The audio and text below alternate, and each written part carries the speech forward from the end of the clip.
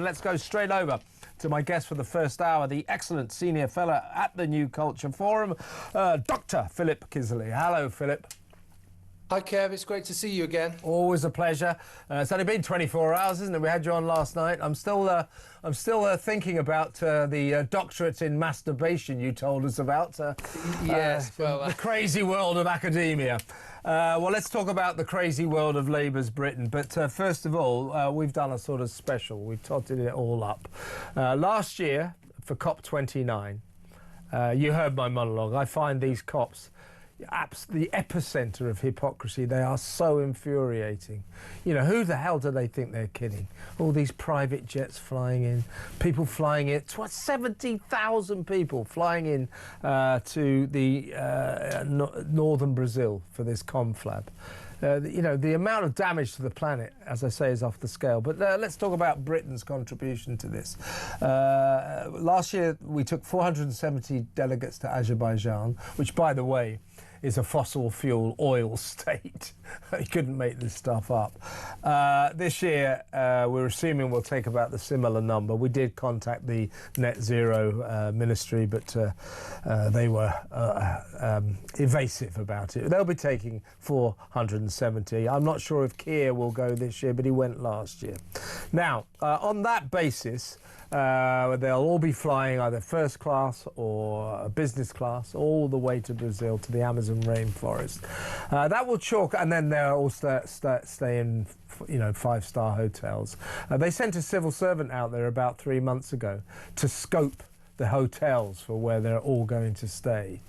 So we estimate that air flights and hotels, meals, etc., for this, I think it's about 4 or 5 day get together.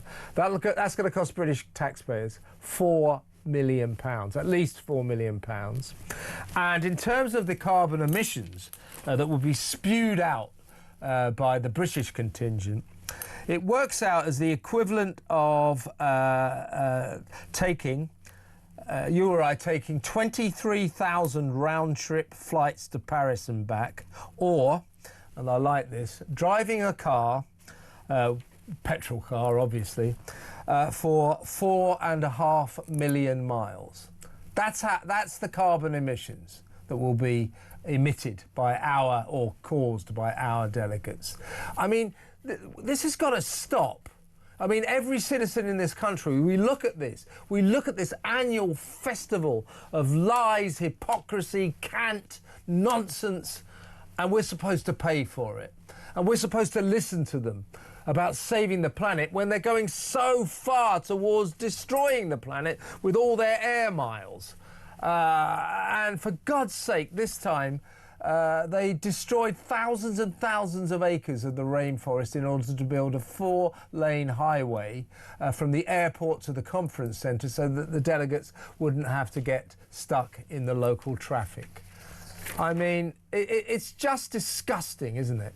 I actually read that and I didn't believe it. I thought, I cannot believe this. It's beyond irony. It's beyond hypocrisy. It's parody, you know, or at least it's a kind of gaslighting.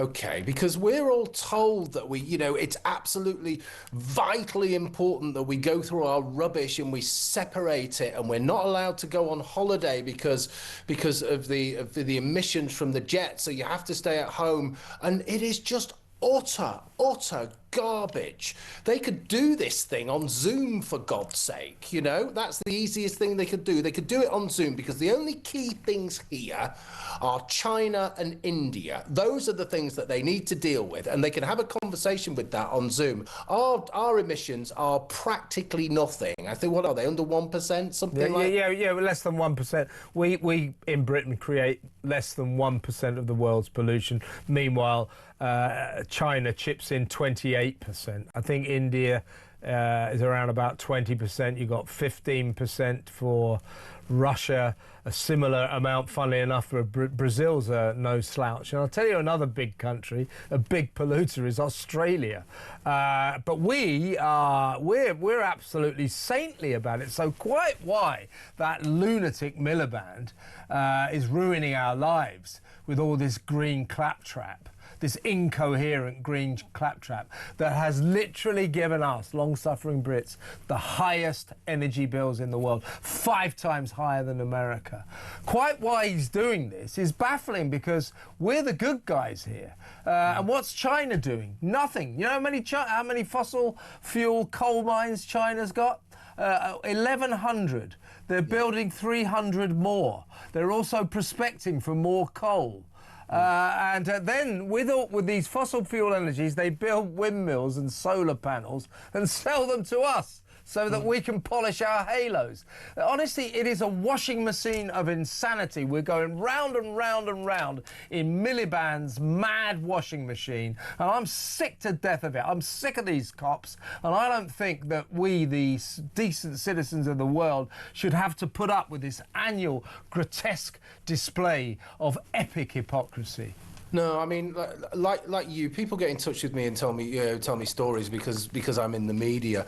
And this one woman, an elderly woman, got in touch with me, and she was talking about how she couldn't afford to heat her 1-bedroom flat, but also that she didn't want to put the heating on because she was frightened of hurting the environment. It's as though, but it's so sad and it's so shocking, right? And also, I mean, I remember when I was teaching, and I've heard lots and lots of stories of young people who are actually suffering, worried with anxiety and depression because they're worried about what the Earth's going to be like in 200 years' time. So there's this sense of indoctrination going on. There's this sense of people not living in reality, and it's almost as though they're being controlled, they're being kept in their place. And even though the information is out there for people to get, there's still this kind of stigma around saying, well, this is just all nonsense. This is just all BS. Let's just live our lives. You still can't do that. And they're maintaining this hold over us. And yet there they are. Not only are they going out, thousands of them, for this nonsense meeting, they're obliterating the rainforest. And once that goes, it can't come back. Now, I get really, really angry at this, not just because of what they're doing, but the impact on all of these people, the ordinary people that I see and speak to every day. I really get angry because it impacts on them massively. And there's something really grotesque about a little woman with no money trying to do what she thinks is the best and making herself massively uncomfortable and probably putting herself in danger because she's probably frail because she doesn't want to hurt the environment. It's gross. It's a kind of abuse, and I'm just sick of this government. They do it on every single level. So if it's not the environment, then it's kids being worried sick about gender in schools. If it's not kids being worried sick about gender in schools, then it's BLM nonsense, it's race baiting, it's all of that kind of stuff. Yeah. It's time to really push back on that, and taking these stories like this particular one, because it's so grotesque, and really amplifying it and showing that people like you and me are really angry about this, I think is the really important thing. And one more thing, Kev, you know, people talk about angry middle-aged white men. I don't think we're angry enough, actually. I think we should get more angry to actually help and protect the people I've just been talking about. I'll tell you what, I don't think I'm middle-aged enough either. I think I'm getting rather beyond that, but that's another issue. But I'm certainly very angry, and I just think these cops, I think we should all rise up as one and say no more of this. As I say, if you think about what I just said, the 470 or so British delegates that we sent over, not sure whether two-tier Keir's going yet. He went to Azerbaijan along with Ed, but, you know, knowing never hear Keir, he won't miss the chance for more foreign travel. Loves to get on a plane, doesn't he, our Prime Minister? Just to get away from his misery here because he's so useless. If you think about it, that's 470. If we send 470, the statistics I just told you, the equivalent, they will spew into the environment, the equivalent of a car driving 4.5 million miles. Now, multiply that by God knows how many, because altogether the number of delegates from around the world that will fly in by private jet and then get in their limousines to go through the new 4-lane highway that has destroyed the rainforest. That's 70,000. 70,000 hypocrites flying in, jetting in, limoing in from all over the world. It is the most disgusting spectacle of every single year. Not much cop doesn't do it credit. It is just a disgrace, an international scandal, and I just wish that this country could make a stand and say we won't play anymore. We're not going to play this game anymore. But of course, with Ed Miliband, knowing Ed, if anything, he'll have probably upped the number of people that he takes with him.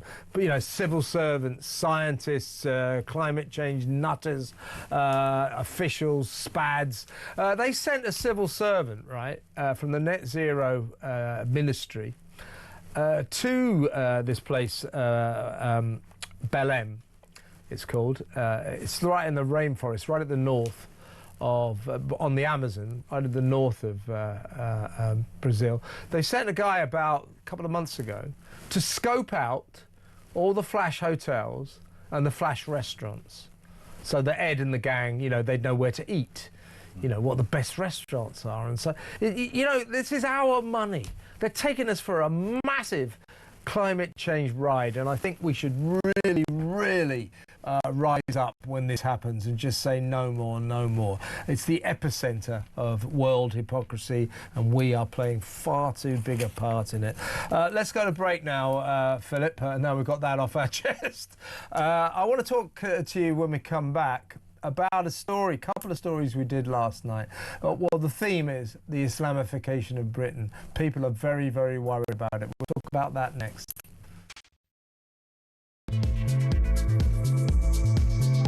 Welcome back. I'm still with Senior Fellow from the New Culture Forum, Philip Kiszely. Philip, this is a story we did last night, so to fill you in, I'll play you a couple of clips. We're talking about the Islamification of Britain. The Rotherham mayor, she's called Rukhsana Ismail. She's British, of Pakistani descent. She went to Sheffield to address a crowd, a crowd, 100-strong crowd, every single one of them men, Muslim men. This was in Sheffield. The building was called the Pakistan Muslim Centre. Why don't they call it the Sheffield Muslim Centre? But we're talking about integration. Robert Jenrick has been worried about integration.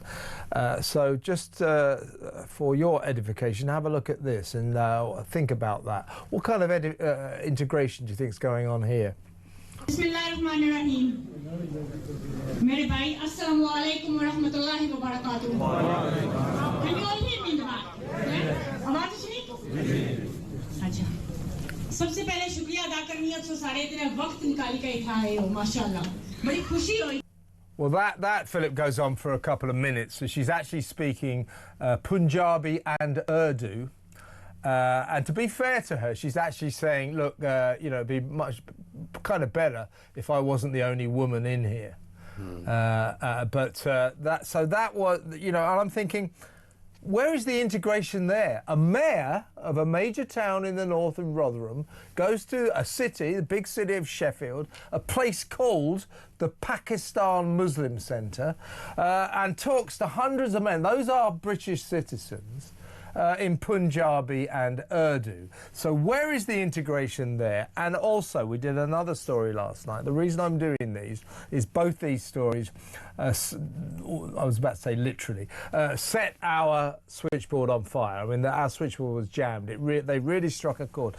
This is a local reform councillor down in Wales near Swansea called Francesca O'Brien. She's talking about the Seaview Primary School there, where all the parents, or a significant number of the parents, were furious because their kids came home. They were the 5-year-old kids. Unbeknownst to them, a representative of the local mosque turned up to teach these kids, or to tell these kids all about Islam, taught them how to pray on mats. And one of the kids said, I don't really want to do this, you know, I'm a Christian. And the Muslim lady said, Well, by year 12, by year 6, you'll all be Muslims. You'll all be praying on mats.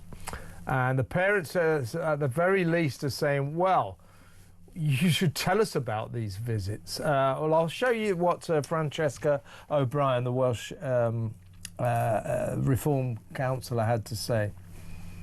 To me, to be like something that a kid would pluck out of the ether and make up. Are you happy with the veracity of that kid's story? Yeah, the visiting Muslim lady said you'll all be Muslims by year 6. Like I say, I can't say exactly what was said, but I believe that there was one comment that when they were taught how to fast, the prayer, and what was the third thing? That by the time you're in year 6, you'll all be praying on mats.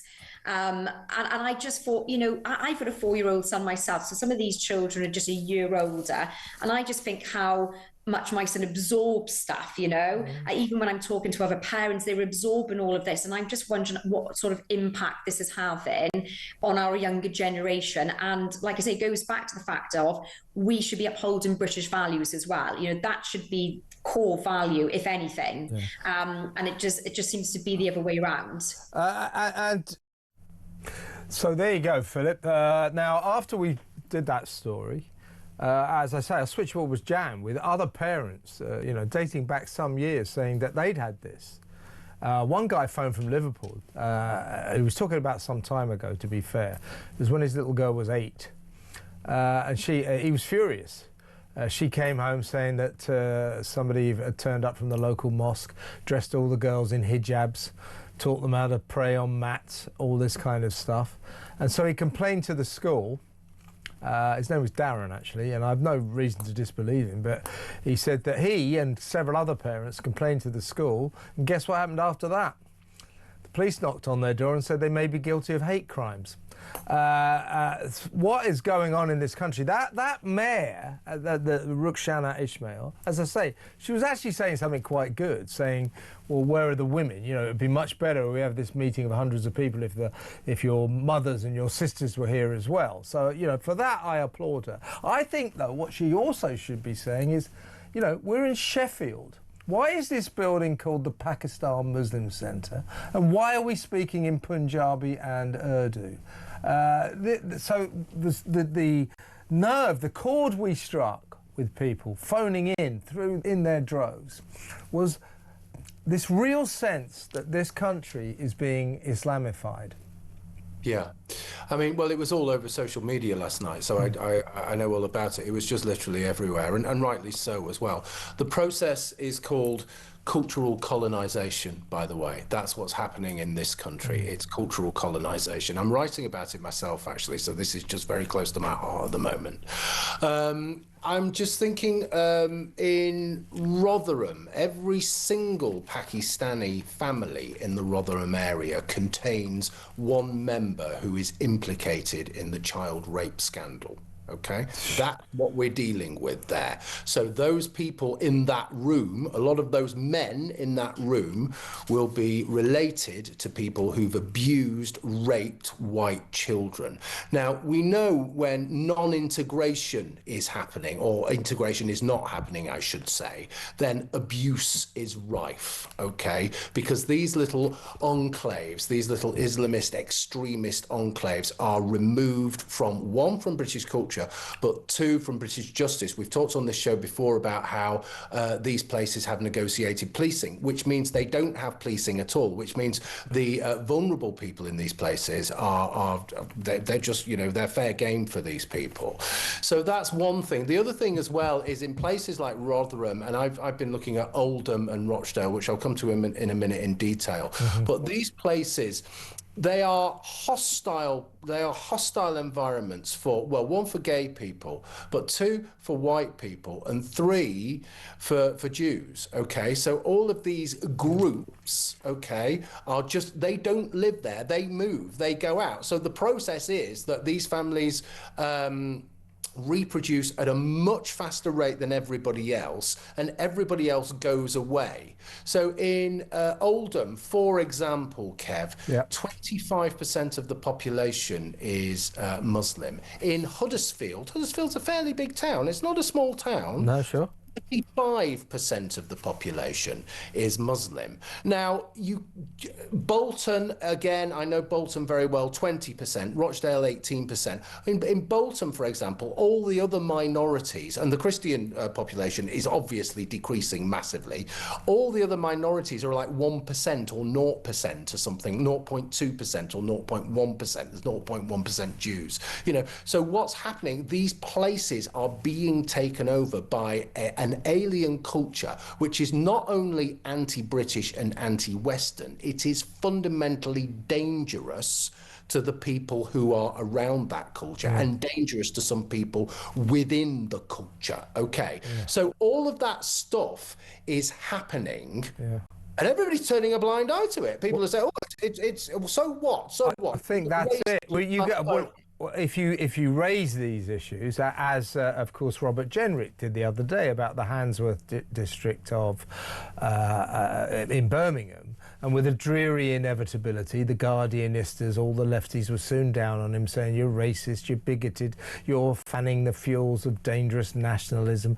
The great swathes of our country want to shut down this very important debate that we need to have.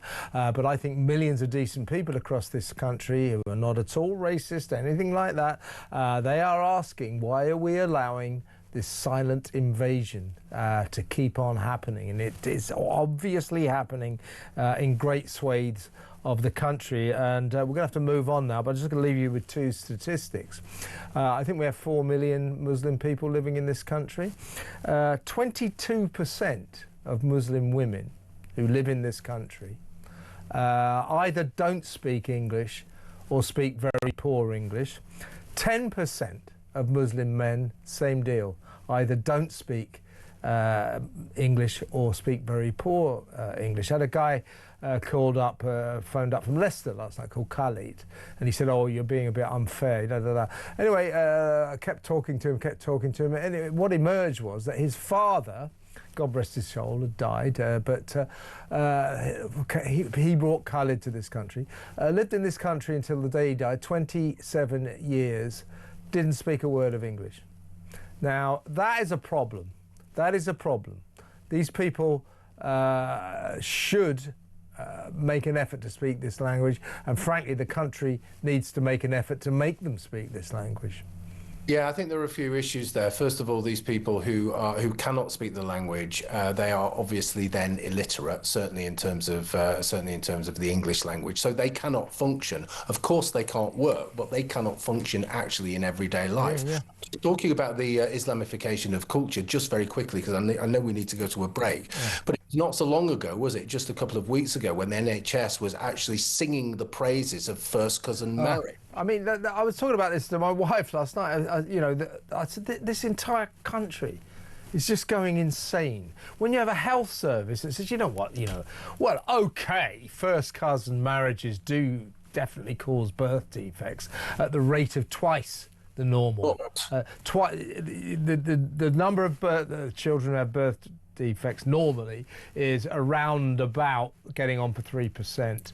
The number of children of first cousin marriages is up towards 6%, so it's twice as much. And we have a health service, yeah, but there's a lot of cultural advantages to it. This is insane. We should make that illegal. That is bad for children. This is so mad. Let me ask the audience, give me a call. Do you fear that this country is being Islamified? Do you fear that we are actually being subjected to an almost silent ongoing invasion? Something is happening in some of these towns.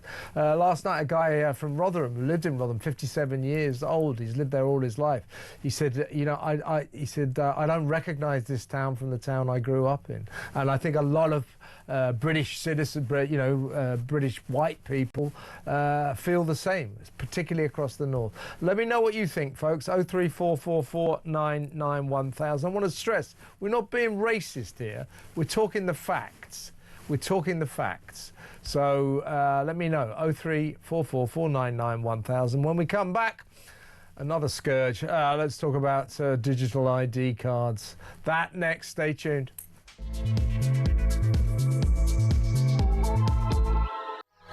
Welcome back. I'm still with a senior fellow from the New Culture Forum, Philip Kiszely.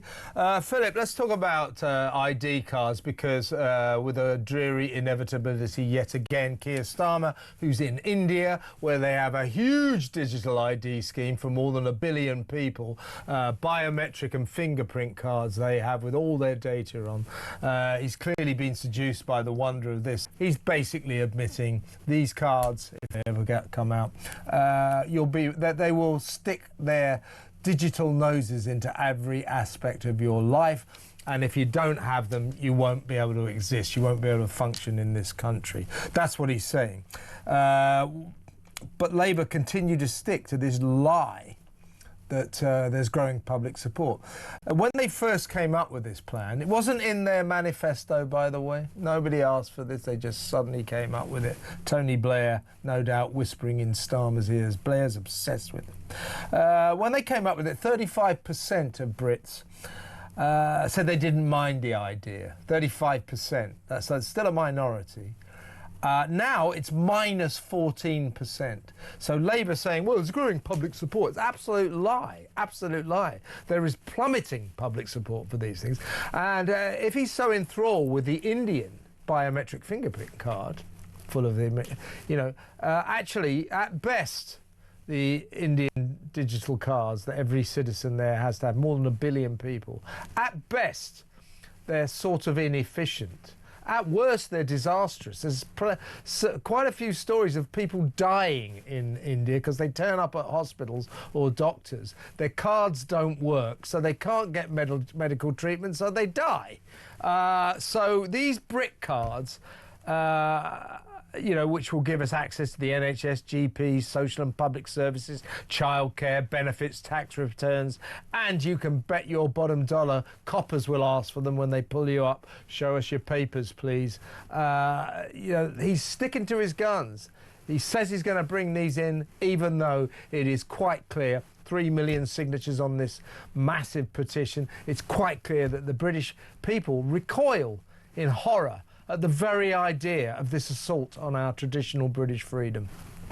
Yes, including my signature as well. I signed that petition. So it's been lie after lie after lie, right from the word go.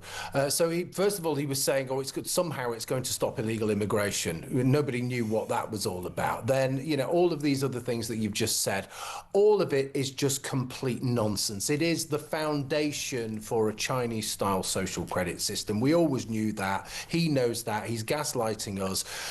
What's really interesting to me, he's basing this on Indian society, really the basket case that is Indian society. So we were just talking in the previous section about the Islamification of our society, and now we're focusing on the basket case that is India. We are looking at a level of cultural and social change, I would suggest, over the next 10 years with these cards and all the rest of it that's going on, that is completely unprecedented in the history of this country. I do culture for a living, okay? I'm a cultural historian, and that's what I've always done.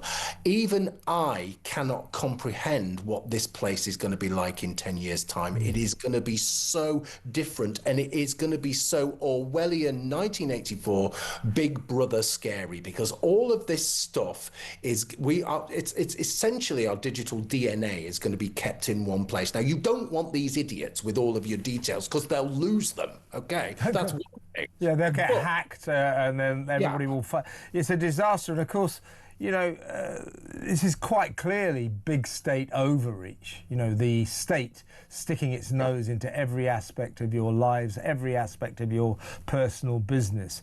But of course, people like Starmer, Tony Blair for that matter, but Starmer and his socialist acolytes in this cabinet and the Labour, they love this. They love this. The state control of the individual, a sign that the state is far more powerful than the individual. That's what socialists like. My personal political philosophy is in a decent country, the individual should always be more powerful than the state. That's why Americans are enthralled to the Second Amendment, the right to bear arms. You know, people on this side of the country go, "Oh, it's absolute madness, they're killing each other and all that." You can say that, but it's what it signifies to Americans is, in the end, I've got my gun. In the end, I look after myself. I am in control of my own safety, my own life. That's what the guns are a symbol of. You might say it's a warped symbol, but that's what it means to Americans, because in America, it is dear to their hearts that the individual is more powerful than the state. Here, people like Starmer, they want the state to make sure that individuals know that the state is more powerful than them, and they can stick that idea, that notion, where the sun don't shine, as far as I'm concerned. Absolutely, very well said. I mean, what they want to do is actually own us, manipulate us, and control every single thing we do. And it isn't just these ID cards, although that's the biggest symbol of their authoritarianism. It's other things like this obsession with giving children breakfast, so free breakfast for everybody. Yeah, so they're not free, of course. We're paying for them. They're not free because we're paying for them. But what that is doing, children, if they're being fed by the state, then children will have allegiance to the state. They will not have allegiance to their parents. The people who go along with this kind of stuff, and the people who go along with these cards, they are just giving away their souls to the state, and nothing is free. Like you say, those meals aren't free, but also these cards, nothing is free. They own you, and they will manipulate you, and they will curtail your activities. They will, if you are doing things they do not like, then they will punish you. We are heading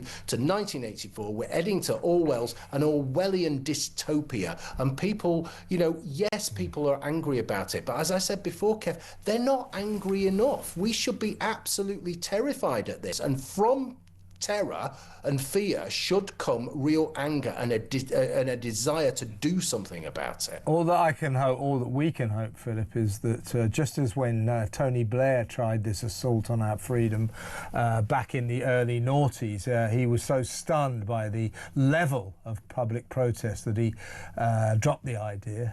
Hopefully, hoping against hope, this government will take the same hint and get rid of them. But you talk about the state control.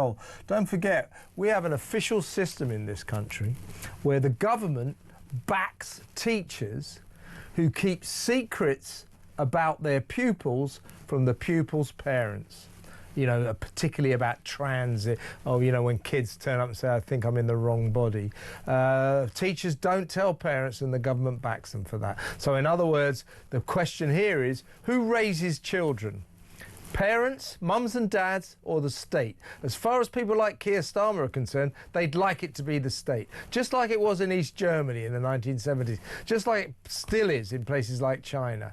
And something is going on here, Philip, and I hope people wake up and realise we've got to rail back, we've got to protest, we've got to resist this rise and rise and rise of state power. We've really got to do it. Let's go to break. When we come back, we'll talk about the people of Tower Hamlets. The councillors there have just voted to condemn the flag raisers, the operation Raising the Colours, patriots who like to put up flags, as far-right extremists. What on earth is that about? We'll talk about that next. Stay tuned.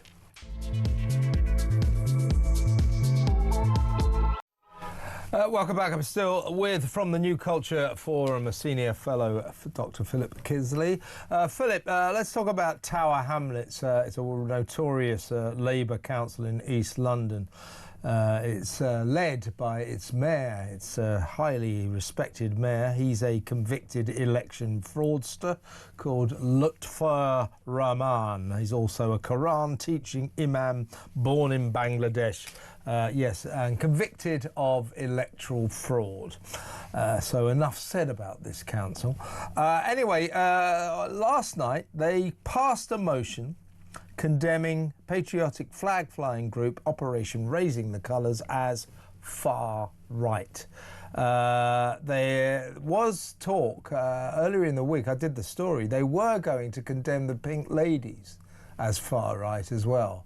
But there was such a big protest about that, including from me on this show, that they recoiled from that, and in the end they left the Pink Ladies alone, although the Pink Ladies went out and demonstrated in Whitehall last night in no uncertain fashion.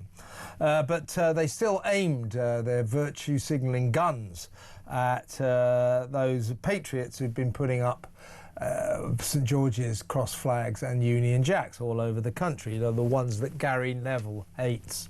Anyway, they voted to make official the following. The raising of flags as part of an anti-immigration protest creates fear and division. Operation Raising the Colours is led by far-right extremists. As I said, meanwhile, Tower Hamlets Council is led by a convicted election fraudster.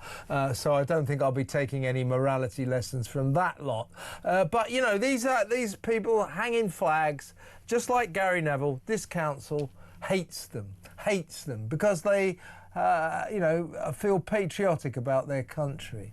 This is the most sick and twisted thing that could happen in any other country. All over the world, people go, hang on a second, why do people in Britain hate their own flag? It's weird. It is, but Tower Hamlets. So this character, what's he called? Rahman. Lutfur Rahman. Yeah. He's also the leader of Aspire or something. Party. Aspire, yeah, which rabidly pro-Palestinian. Oh yeah. He's a extreme Islamist. So he's an extremist, basically. Yeah. Now this person who hates our flag so much and runs this place, which is essentially a country within a country. It's a Middle Eastern or North African country within our own country. He hates our flag so much. But on 2 years ago, after October the 7th, immediately after October the 7th, the massacre of Jews in Israel, there were Palestinian flags all over Tower Hamlets. He had them up straight away, even when he knew it was an orgy of rape, murder and mutilation. So that is essentially what we're talking about. And this is another manifestation of this cultural colonization that we were talking about in the other story, isn't it? You know what I mean? It's not only imposing another culture on our own, it's actively negating our own culture and making way for a different culture. Now, this culture is absolutely hostile to us, as you can see. Now, flags are important. Flags are symbols, aren't they? Flags are a very easy way to signify who and what we are. Now, he is literally tearing down and rubbishing our identity. And if you go to Tower Hamlets, you'll find that they do actually like flags. As long as they're Palestinian flags. Yeah. Palestinian flags are festooned all over Whitechapel, all over Tower Hamlets, and I just think this is sick.